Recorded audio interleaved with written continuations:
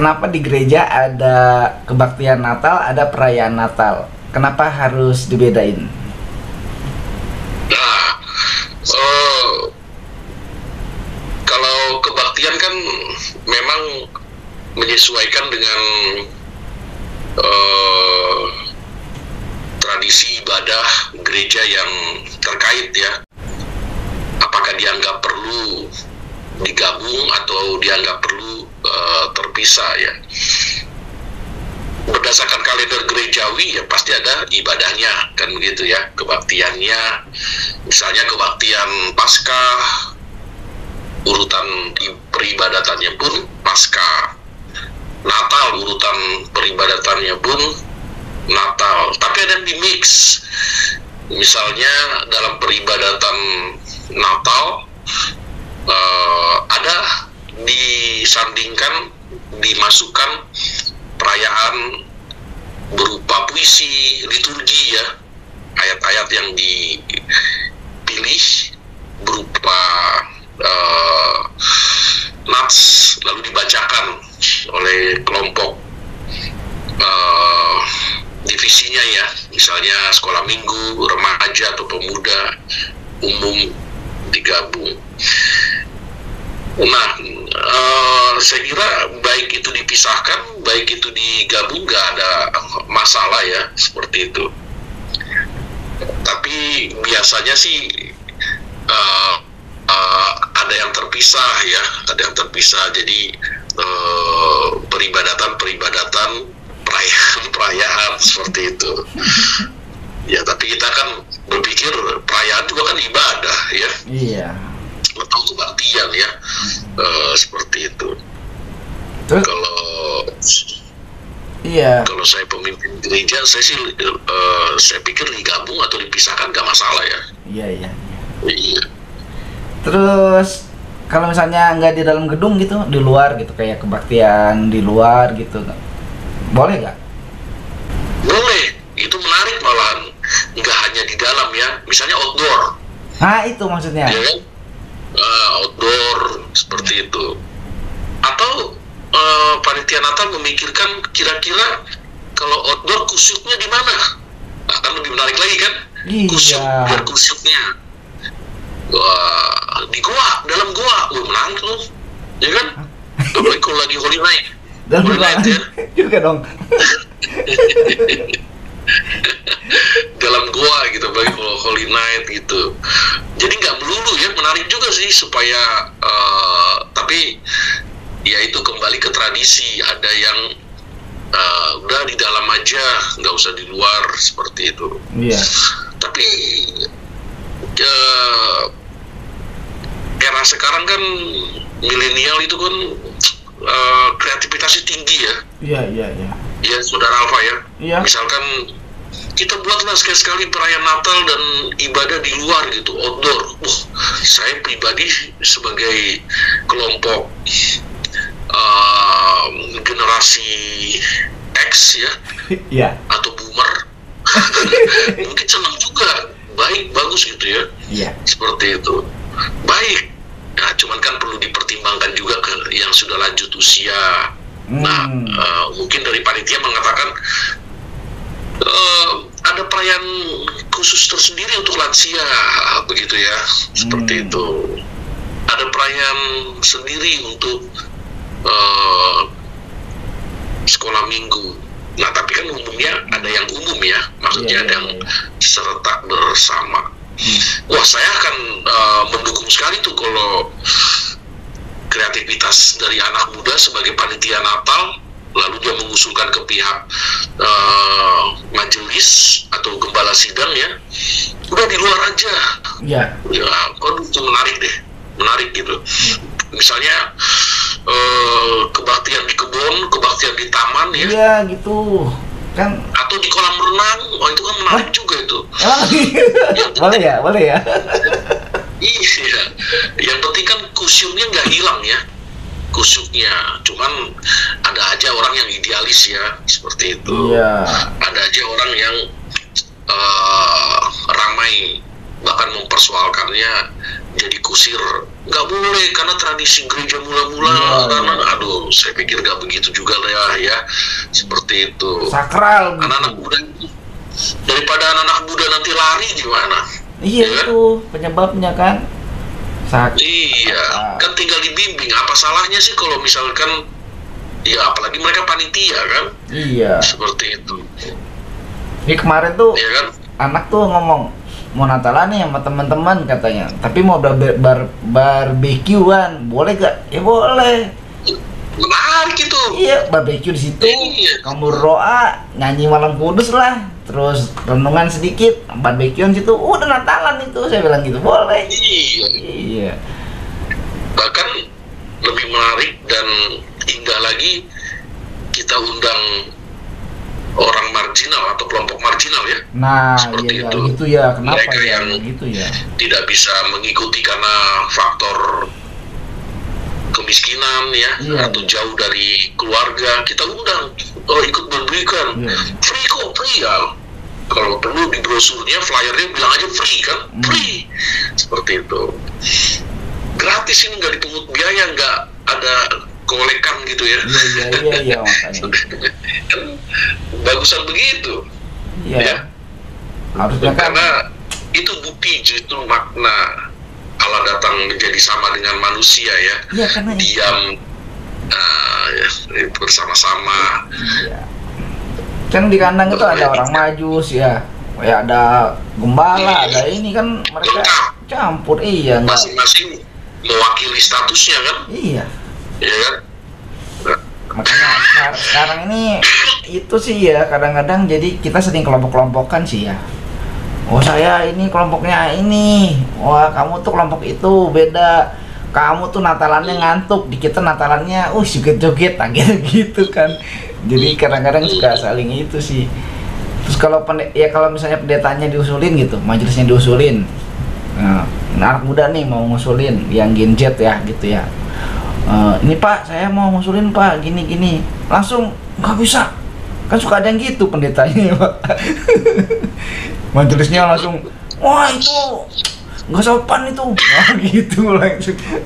Iya, saya yakin pasti hambatannya ada ya, apalagi dari kalangan pendeta atau majelis itu ya, seperti itu. Iya. Berat sekali. Masih ada loh yang begitu, Iya. ya kan?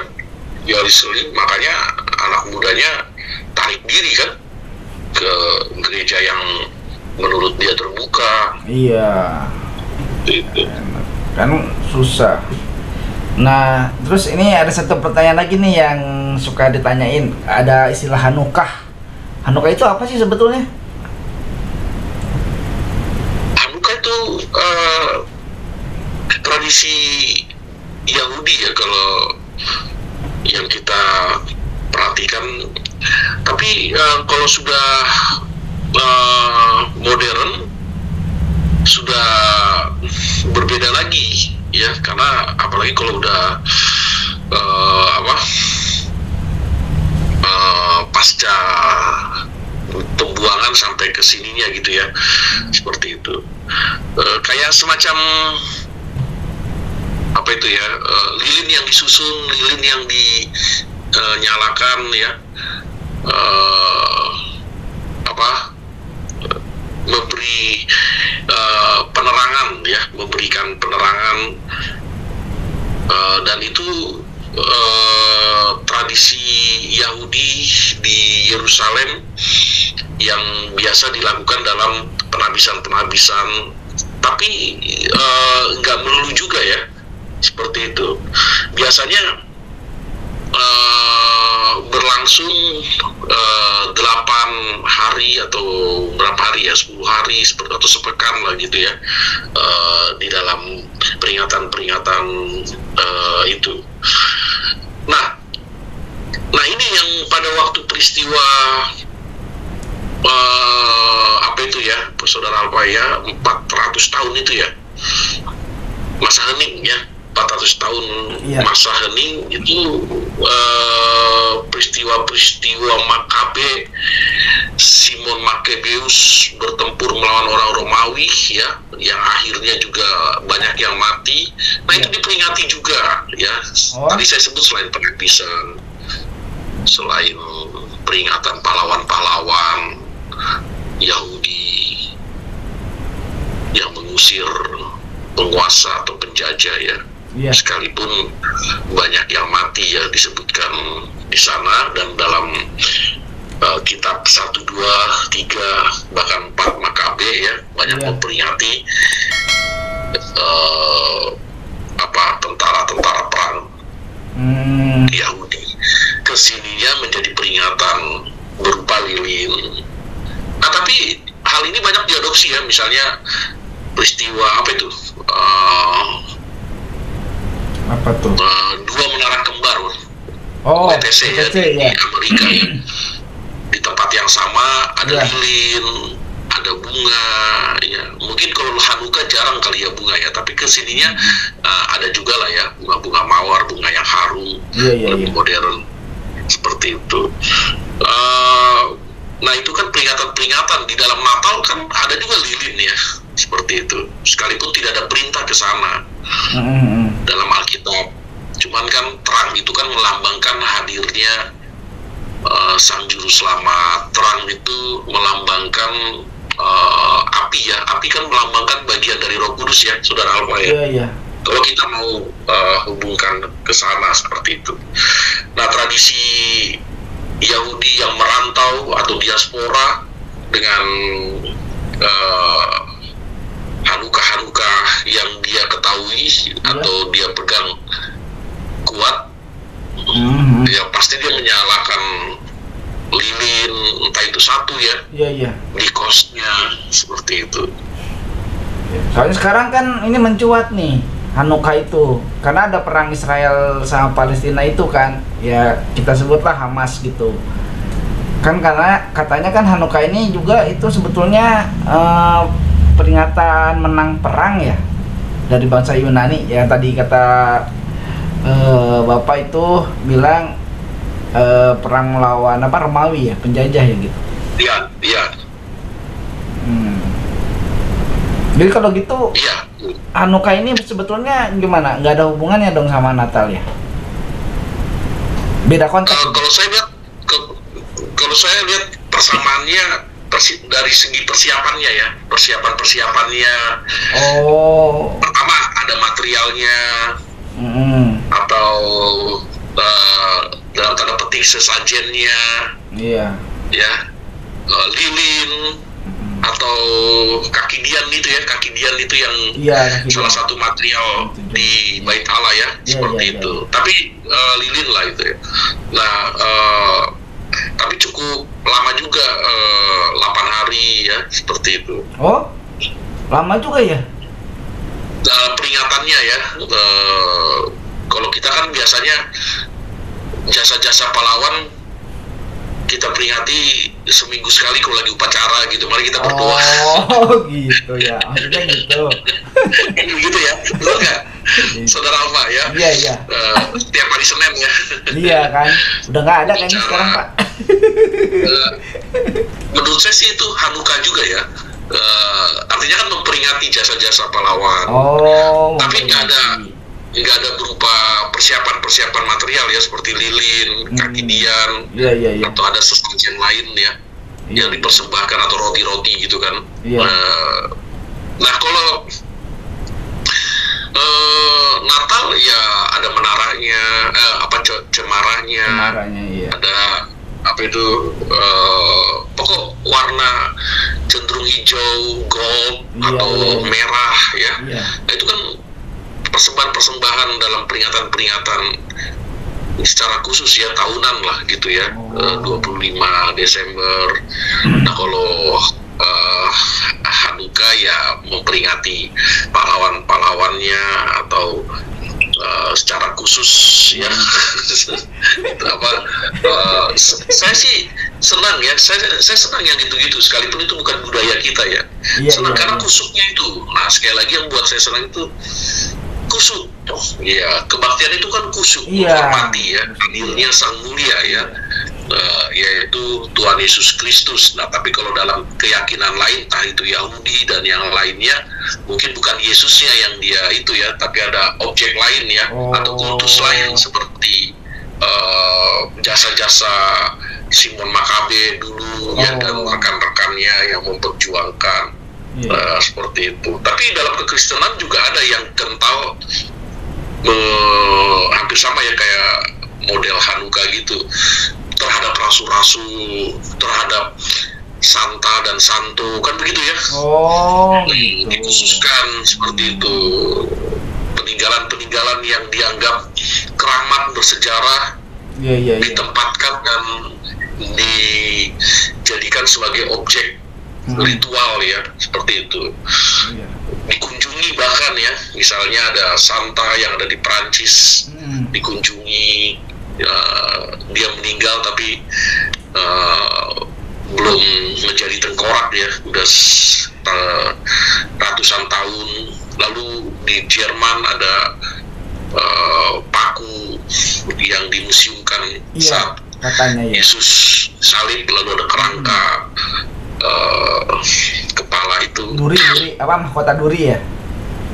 Iya, dikultuskan ya, lalu dikunjungi ke sana, seperti itu. Nah, kalau kita kan orang Kristen sejati, tidak melihat itu sebagai objek penting ya. Kalau sejarah ya, bahwa pernah terjadi peristiwa luar biasa. Bagi kita adalah bukan ilah, itu bukan ilah ya, seperti itu. Bagi kita yang penting adalah memaknai ya, bahwa Allah sudah datang menjadi sama dengan manusia, menyelesaikan dosa-dosa manusia ya. Lalu selain memaknai tidak melihat yang jasmani itu sebagai pusat ritual atau sebagai yang dikultus, dijadikan, bahkan diritualisasikan, didewakan ya, tidak. Tapi karena Allah itu roh ya, menyembah dia dalam roh dan kebenaran, begitu. Nah, itu tepatnya Kristen sejati, seperti itu, dan tidak ada di dalam tradisi kepercayaan lain dalam hal itu. Begitu Saudara Alfa. Jadi kalau gitu udah bisa dipahami nih berarti nih untuk sahabat Alpetra ya, bahwa Hanukkah sudah jelas tadi ya. Berarti memang ini hal yang berbeda dengan Natal. Dan juga ini tradisinya Yahudi ya, Pak, tadi ditekankan ya. Iya, Yahudi. Iya, oke. Terus kalau gitu di gereja itu kenapa suka ada dibilang ada, kalau misalnya mau Paskah kan ada Kamis Putih gitu. Nah, kalau di mau Natal itu suka ada kayak istilah-istilah apa menjelang Natal itu dari mana ya, Pak?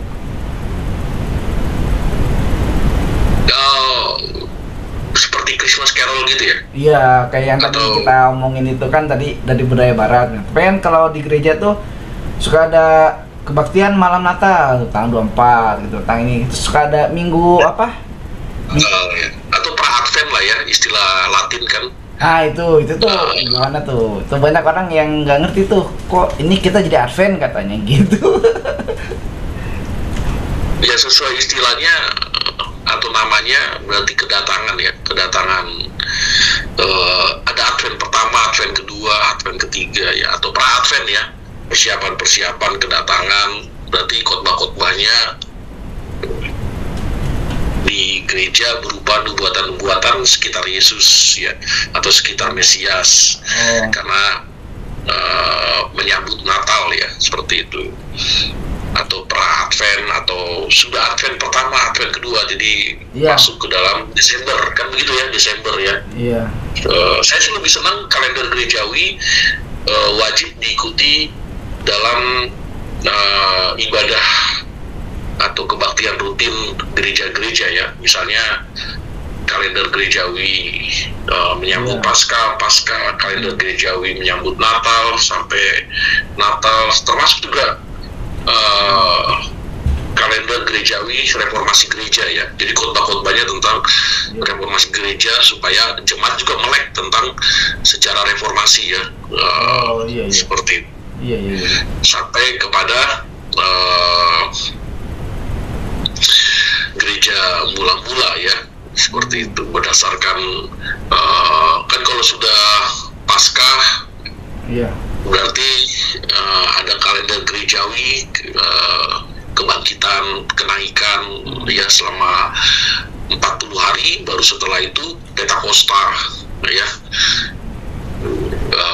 Saya lebih setuju gereja menempatkan dalam kalender gerejawi peribadatannya, termasuk khotbahnya, termasuk komselnya ya, tema-tema gerejawi seperti itu. Tidak menghilangkan visi misi gereja, misalkan yang propetik, yang kudus, atau yang misioner, atau juga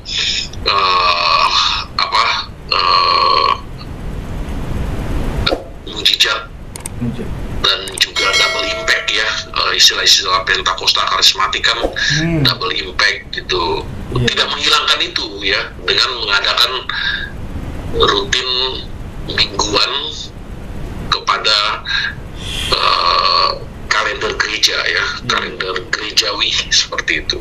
Justru lebih tersusun dan sistematis daripada bebas atau liar ya.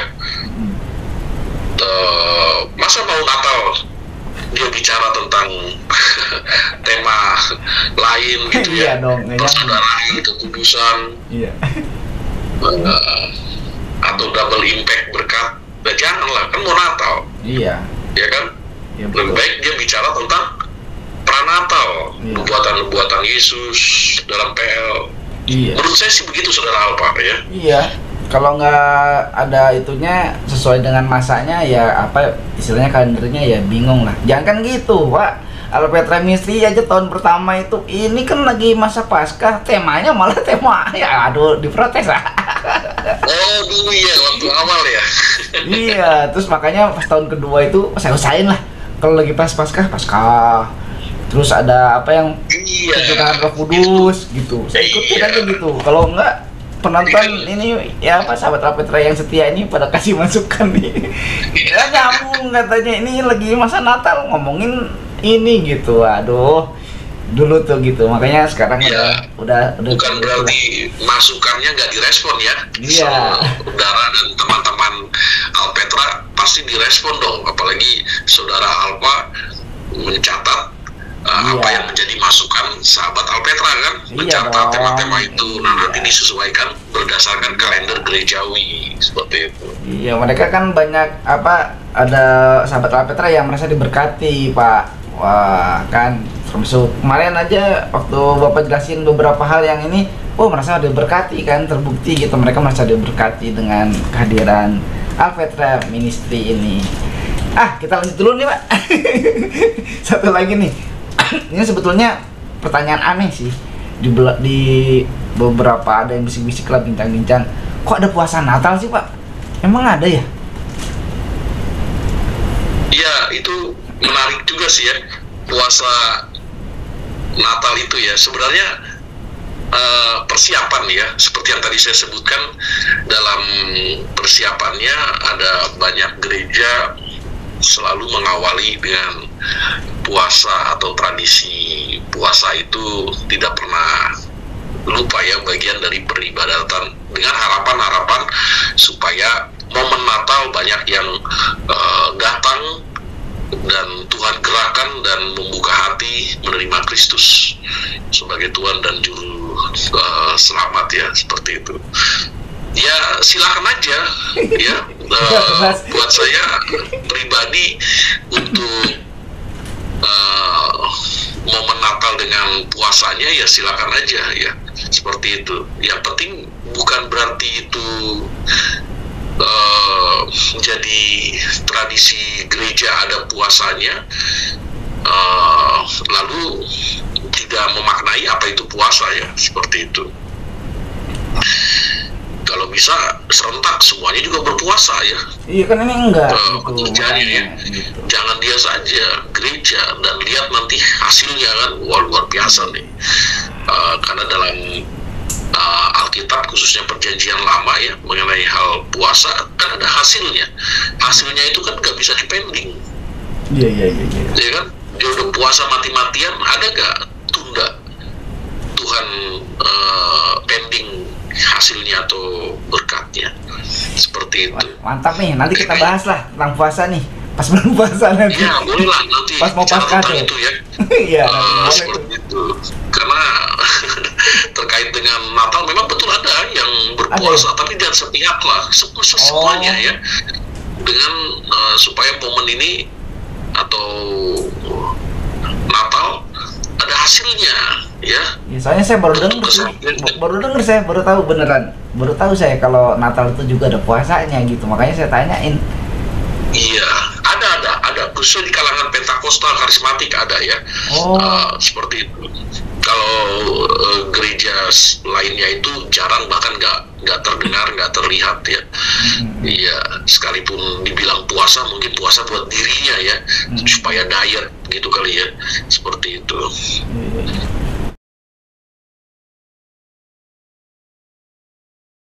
Itu tahun 100 Masehi lah ya, sampai tahun 600 lah ya, kita kesitulah targetnya gitu. Itu di masa itu apakah ada orang-orang yang merayakan Natal juga? Jadi sampai sekarang gitu, makanya dulu rasul-rasul ngerayain, atau orang Kristen pertamanya di Antioquia itu dulu ngerayain gitu, jadi ke bawah sampai sekarang gitu, atau gimana? Iya, rasul-rasul merayakannya itu hanya apa yang diminta oleh Tuhan Yesus untuk diperingati ya. Misalnya perjamuan Tuhan, nah itu kan memang setiap waktu kalau itu kan ada tuh harus diperingati, iya, bahkan diperintahkan ya. Nah kalau untuk Natal yang baru muncul di abad ketiga, abad keempat, itu pun oleh Kaisar Romawi ya, mungkin setelah Konstantin ya, atau Theodosius II. Jadi ada peringatan-peringatan itu kelahiran. Ya kan itu jadi kaitannya sama itu ya Bang ya, sama Dewa Matahari itu kan, Ra yang dirubah itu ya, jadi tanggal 25. Iya, itu kaitan katanya supaya menutup tradisi itu. Jadi sebetulnya pertama kali tahun berapa coba? Ayo, pertama kali tahun berapa ada peringatan kebaktian lah atau perayaan Natal? Iya, setahu saya di abad ketigaan itu kan 313 Konstantin baru mulai Kristen lah ya. 5 tahun setelah 313 katanya dia mau perang melihat salib. Dan itu menjadi bagian dia untuk berubah supaya Kristen menjadi negara agama ya. Dia membuat edik Milano ya, semacam pernyataan secara de jure de facto Kristen menjadi negara agama ya. Nah mungkin setelah itu Saudara Alpa ya, tradisi Natal itu ya dirayakan rutin seperti itu, dirayakan rutin karena sudah negara agama ya, negara Kristen yang menurut saya dipaksakan ya, bukan karena penginjilan, bukan karena apa, negara agama oleh Konstantin seperti itu. Yang ngerayain ulang tahun gitu, sama tuh ulang tahun, happy birthday gitu. Iya. Ngeledek gitu, ngeledek. Tapi ya memang kenapa ya kalau ada ulang tahun begitu ya, seperti itu. Tapi kan Yesus nggak minta untuk diperingati ya, yang minta diperingati perjamuan Tuhan saja ya.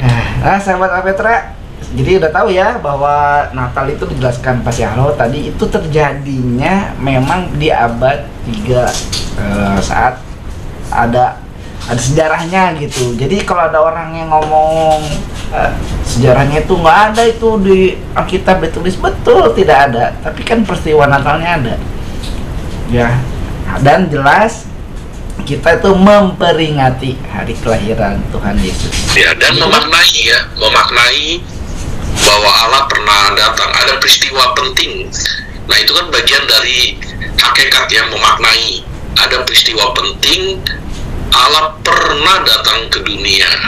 Nah itu bukti Allah yang aktif. Aktif kan, bukan Allah yang pasif. Allah yang pasif cuma di atas terus. Nah, ngapain dia di atas? Ya belum tentu juga dia Allah juga ya, begitu kan? Tapi kalau Allah kita kan Allah yang aktif, datang, dan kita kenal Allah itu, yaitu Yesus. Kita pernah lahir, atau pendahulu-pendahulu sebelum Yesus datang ke dunia juga pernah lahir, ya pasti ada tanggal, bulan, tahun. Nah, begitu juga Yesus ya.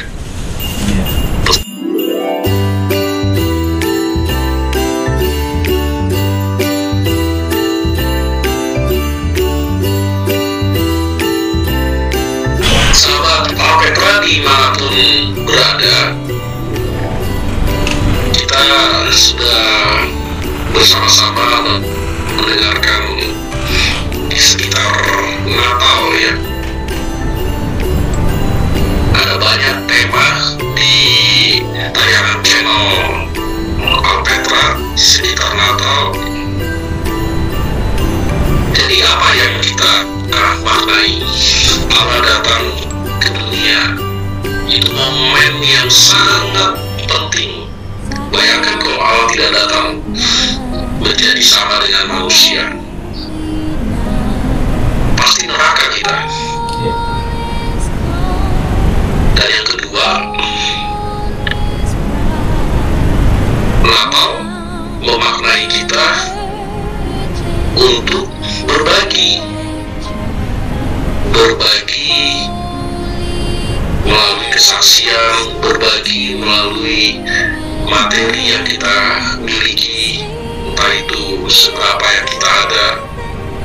Seperti Allah datang ke dunia, dia berbagi kasih loh kepada sahabat Alpetra. Bagi yang percaya tidak binasa, bagi yang tidak percaya dan menerimanya akan binasa. Dan yang ketiga, Natal memaknai kita untuk